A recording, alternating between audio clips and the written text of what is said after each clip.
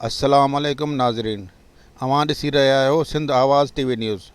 हाणे तव्हां सां शेयर कंदासीं हिकु अहम ख़बर।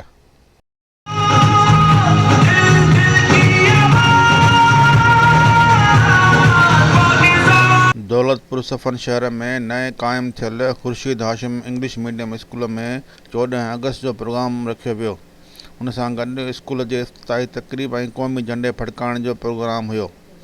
प्रोग्राम में शहर जे मौजूदु शख़्सियतुनि वॾे तइदाद में शिरकत कई। स्कूल जो इफ़्तिताह अॻूणे MPA Asim Kabir Khanzada, chairman town committee Daulatpur Hashmat Dad Khanzada कयो। प्रोग्राम में शागिर्दनि, वालिदैन ऐं शहरियुनि वॾे तइदाद में शिरकत कई।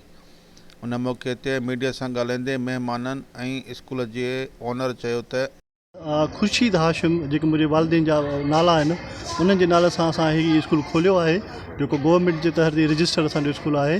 हिन शहर जे लिहाज़ खां ॿिए बि स्कूल मौजूदु आहिनि, पर असां कोशिशि कयूं था त तइलीम जे लिहाज़ खां हिकिड़ी वधीक शहर जे लाइ मौक़ो पैदा थिए।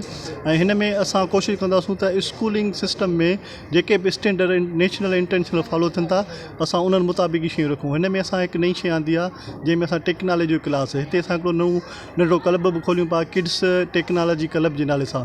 उन में असां हिकिड़ो ख़ुदि करिकुलम बि डेवलप कयूं था, दुनिया जी ॿियनि मुल्कनि में मौजूदु आहे, पर हिते असां उनखे ठाहियूं था। त उन मुताबिक़ जीअं साइंस जा क्लास हलनि था, त टेक्नोलॉजी जा ड्रोन थी वियो, तव्हां वटि रोबोट थी विया, टेलीस्कोप थी वियो, घणियूं शयूं जेके काफ़ी ॿार इस्तेमालु कनि था, आर्टिफिशियल इंटेलिजेंस थी वियो, त असां उनजो बि हिकिड़ो कोर्स सिलेबस कंदासीं। त उहे ॿार ऐं हर लेवल ते, रुगो हिकिड़ी क्लास में न हूंदो, सभिनी क्लासनि जी उमिरि जे लिहाज़ सां असां उन कोर्स खे डिज़ाइन कंदासीं। ऐं अॻिते हली असां जीअं स्कूल खे वधाईंदासीं, त असां हिन में स्काउटिंग ऐं जेके लाइफ स्किल्स आहिनि उन मुताबिक़ बि असां ॿिए क्लास कंदासीं। ऐं कोर्स जे लिहाज़ खां असां ऑक्सफोर्ड जो ऐं गवर्नमेंट जो कोर्स मिक्स आहे, उहो असां हिते रखूं था। असांजी कोशिशि इहा आहे त असां दौलतपुर जे शहर खे मुस्तक़बिल में तइलीम जो मर्कज़ कयूं। बिस्मिल्लाह रहमान रहीम। माशाल्लाह तमामु सुठो स्टेप आहे ऐं दौलतपुर जहिड़े शहर में तमामु मयारी स्कूल खोलियो वियो आहे ऐं अॼु जी ओपनिंग हुई ऐं मां हिन जे जेको इंतिज़ामिया आहे उनखे मुबारकबाद थो ॾियां।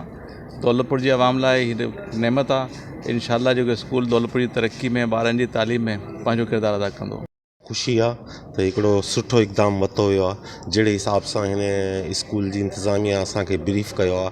असां दुआ आहियूं त इहे इन्हनि स्टेपनि खां हिन स्कूल खे खयों हलनि, जे इनशाअल्लाह हिकिड़े सुठी शइ दौलतपुर जे ॿारनि खे मिले ऐं तालीम जा सुठा मौक़ा पैदा थियनि ऐं हितां बि तमामु क़ौम जा ममार हितां थी निकिरनि, त यादगिरी रहे त भई फलाणे स्कूल फलाणे शहर जा छोकिरा।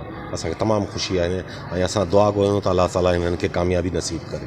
साईं, मूंखे ॾाढी ख़ुशी थी जो अॼु हिन स्कूल जो इफ़्तिताह थियो आहे ऐं मुंहिंजो इहो ख्वाबु आहे त सिंध जे ॻोठनि ऐं शहरनि में हर घिटीअ में स्कूल हुअणु घुरिजे, जीअं वधि में वधि याने सिंधी क़ौम खे, सिंध में रहंदड़ माण्हुनि खे फ़ाइदो थिए।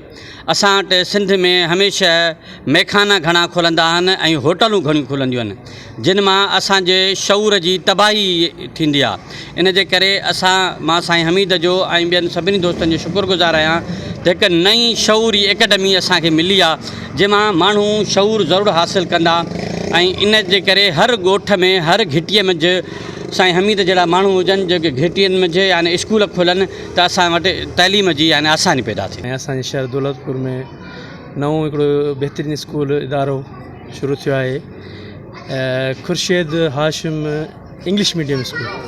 तमामु बहितरीनु इदारो आहे। इंशाअल्लाह हीअ अॻिते हली तरक़ी बि कंदो ऐं ख़ासि तौर ते हिन जो जेको संभालींदड़ आहे हमीद मला, तमामु टैलेंटेड माण्हू आहे ऐं साईं सईद मला, उहो बि तमामु पाण उस्ताद बि आहिनि ऐं तजुर्बेकार माण्हू बि आहिनि ऐं इंशाअल्लाह हीअ इदारो अॻिते हली तरक़ी कंदो ऐं असां वटि अहिड़नि सुठनि इदारनि खुलण जी अञा बि खोट आहे।